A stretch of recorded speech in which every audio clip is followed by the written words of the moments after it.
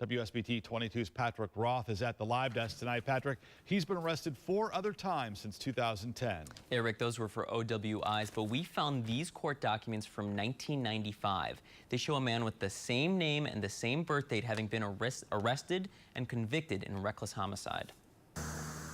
24 hours after the standoff started in Mishawaka, police were still on the scene collecting evidence. It ended when Donald Wilson peacefully surrendered to police a little after 9 o'clock on Thursday night. Police say it began when a neighbor asked Wilson to turn down his stereo.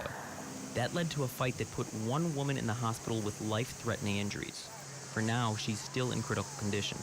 Wilson was booked on a preliminary charge of aggravated battery, but this is not the first time he's been involved in a violent altercation.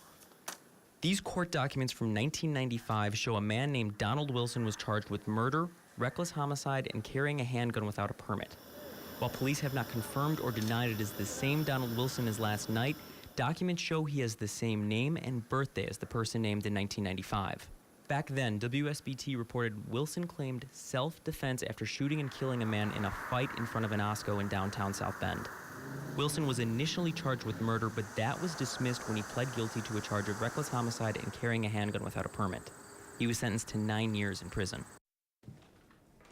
And we're still finding out more information about the victim here. Police have not released her name, but we do know she was a woman in her 60s, and she is still in critical condition. And like we told you, those charges that Wilson faces are only preliminary. They could wind up changing if the victim winds up taking a turn for the worse.